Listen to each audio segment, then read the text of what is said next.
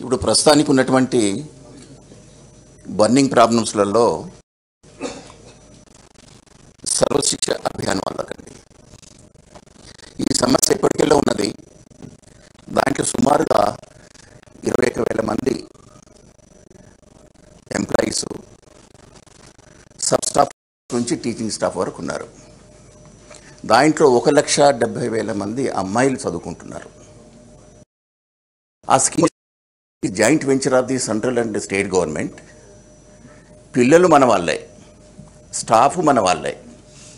వాళ్ళు ఎందుకు ఇట్లా నిర్లక్ష్యం చేస్తుందో తెలియట్లేదు. ఇప్పటివరకు వాళ్ళకు ఉద్యోగ భద్రత లేదు, వాళ్ళ సర్వీస్ని రెగ్యులర్ చేయలేదు. కన్సల్టెంట్ పేతోనే ఇన్ని సంవత్సరాలు స్టాగ్నేటెడ్ వేజెస్తో పనిచేస్తున్నారు అధ్యక్ష. అది ఎంతవరకు నాణ్యం? ఒక మాట చెప్పాలంటే ప్రభుత్వం సెంట్రల్ గవర్నమెంట్ కావచ్చు, స్టేట్ గవర్నమెంట్ కావచ్చు, వాళ్ళతో వెట్టి చాకరీ చేయిస్తున్నారు అధ్యక్ష. ఈ సమస్యను పరిష్కారం చేస్తామని ముఖ్యమంత్రి గారు in connection of the campaign ఎన్నో సభలు చెప్పారు. కానీ దాని విషయంలో ఇప్పటిదాకా వాళ్ళు ఆలోచించలేదు. ఎందుకంటే మరి 1,70,000 మంది ఆడపిల్లలైతే ఎక్కడ పంపించలేరు కదా వాళ్ళు. This scheme should be continued for ever. వాళ్ళకు ఉద్యోగ భద్రత ఒకటి, స్కేల్స్ ఇవ్వాల్సిందే. తర్వాత ఇంకోటి అధ్యక్ష, అది కూడా వన్ ఆఫ్ ది రెసిడెన్షియల్ స్కూల్సే, లైక్ గురుకులాస్ కావచ్చు, మోడల్ స్కూల్స్ కావచ్చు, అది తర్వాత SC ST గురుకులాలు కావచ్చు. వాళ్ళు ఇచ్చేటటువంటి మెచ్ ఛార్జెస్లో 50% ఉంది అధ్యక్ష వీళ్ళకు. ఎవరికి ఇది అదేంటి మన సర్వశిక్ష అభియాన్లో ఉన్నటువంటి KGB వాళ్ళ అమ్మాయిలకు 40 రూపీస్ పర్ డే. ఆ 40 రూపీస్తోని మార్నింగ్ నుంచి ఇన్ని వరకు how they are going to meet the expenses అనేది వెరీ మచ్ క్వశ్చనబుల్ అధ్యక్ష. ఇది ఇంకోటి అధ్యక్ష, ఎంప్లాయీస్కు సరే ఇన్నేళ్ళకెళ్ళి పెండింగ్ ఉన్నటువంటి ట్రాన్స్ఫర్స్, ప్రమోషన్స్ అన్నీ సక్సెస్ఫుల్ చేసినారు. We are grateful to the government. Coming to the sufferance of the GOMS number 317 చేసినారు కాబట్టిది ఆ రిజల్ట్స్ రావాలి. తర్వాత ఇంకోటి ఏంటంటే స్పౌస్ నాన్ స్పౌస్ కేసెస్ కూడా ఉన్నాయి అధ్యక్ష. ఎట్లా DSC వస్తుంది కాబట్టి కొత్త వాళ్ళకి ఎక్కడ ప్లేస్ మాత్రము డెఫినెట్గా వాళ్ళ నేటివిటీ దెబ్బతినకుండా వాళ్ళకు ఉన్నటువంటి వేకెన్సీలలో వాళ్ళకు మొదలు నింపేస్తే they will very happy, grateful to the government. ఇంకోటి అధ్యక్ష, మొన్న ఆర్థిక మంత్రి గారు ఉన్నప్పుడే నేను మాట్లాడినప్పుడు నేను అడిగిన దానికి ఏది జవాబు చెప్పకుండా ఏదో చెప్పి వెళ్ళిపోయినారు. అది ఏంటంటే విద్యారంగానికి ప్రాధాన్యత తగ్గించారని అడిగాను నేను.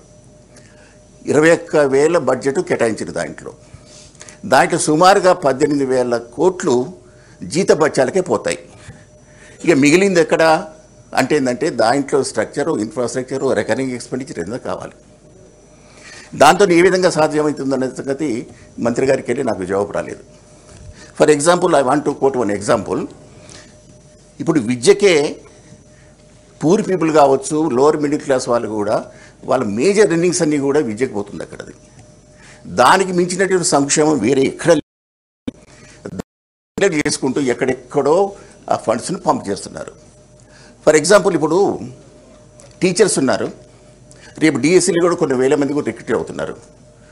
పోస్టులు క్రియేట్ చేస్తున్నాం కానీ to execute their duties there is no proper structure, infrastructure లేదు అధ్యక్ష. స్ట్రెంత్ ఉన్న దగ్గర క్లాస్ రూమ్ లేవు. స్ట్రక్చర్ అంటే కనీసము వాళ్ళ కాంపౌండ్ వాళ్ళు కానీ, వాష్రూమ్స్ కానీ, తర్వాత ల్యాబ్స్ లేవు, లైబ్రరీ లేదు. దా సందర్భంలో ఏం చేశారంటే మన ఊరికి మన బడి కార్యక్రమం పెట్టుకున్నారు అధ్యక్ష. దానికి గత ప్రభుత్వం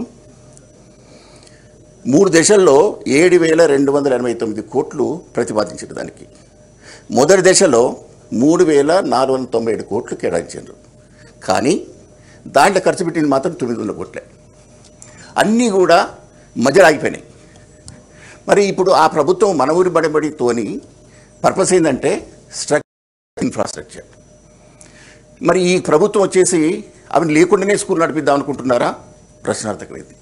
దీని గురించి అది మంత్రి గారు నోట్ చేసుకొని నాకు క్లారిఫికేషన్ కావాలి అధ్యక్ష. ఇంకోటి ఏంటంటే ప్రజాధనాన్ని ఖర్చు పెట్టేసేసి సైన్స్ ల్యాబ్ అంటారు, దానికి ప్రాపరు ఎక్విప్మెంట్ ఉండదు. లైబ్రరీ అంటారు, లైబ్రరీ పోస్ట్ ఉండదు చాలా స్కూళ్ళల్లో. కంప్యూటర్ ల్యాబ్ అంటారు, కంప్యూటర్ ఇన్స్ట్రక్టర్ ఉంటారు. కంప్యూటర్స్ స్ట్రక్ అయిపోతే కానీ రిపేర్ చేసేందుకు ఒక అదేంటి ఎవరైనా సిస్టమ్ అడ్మినిస్ట్రేటర్ కూడా ఉండరు అక్కడ. అది ఎవరు బాగు చేయించాలో తెలియదు. డిజిటల్ క్లాస్ రూమ్స్ అంటారు, అవన్నీ స్ట్రక్ అయిపోయినాయి. ఇవన్నీ కూడా లేకుండా గవర్నమెంట్ స్కూళ్ళల్లో ఎన్రోల్మెంట్ ఎట్లా పెరుగుతుంది? 2 years బ్యాక్ వచ్చేసి ఏంటంటే మొదలు 50-50 ఉండే, ఇప్పుడు పోను ఏమవుతుందంటే ఎన్రోల్మెంట్ వచ్చేసి గవర్నమెంట్ సెక్టర్లో తగ్గుతుంది. లాస్ట్ అకాడమిక్ ఇయర్ వరకే ఎన్రోల్మెంట్ స్కూల్ లెవెల్లోనే 7 lakhs more in the private sector. ఇక ఈ అకాడమిక్ ఇయర్ 24-25 ఎక్కడ వస్తుందో తెలియదు. అది ఇవి వీటన్నిటికి ఒకటే ఆన్సర్ ఏంటంటే they have to give the most priority to the education. ఇంకోటి అధ్యక్ష, ఫీజు రీయింబర్స్మెంట్ ఏదైతే ఉందో వాళ్ళే చెప్పారో 6,000 కోట్లు బకాయిలు ఉన్నాయని. కానీ బడ్జెట్ ప్రసంగంలో కానీ టెక్స్ట్లో కానీ ఇట్ ఈజ్ సైలెంట్, ఎక్కడ మెన్షన్ చేయలేదు. మొన్న అడిగితే మంత్రి గారికి జవాబు చెప్పలేదు తిరిగి. ఇవన్నీ కూడా సమస్యలు ఉన్నాయి కాబట్టి దీన్ని ప్రభుత్వ దృష్టికి మీ ద్వారా తీసుకుపోతుంది. Thank you very much. Honourable అధ్యక్ష ఏవిఎన్ రెడ్డి గారు చెప్పింది నోట్ చేసుకున్నాం అధ్యక్ష.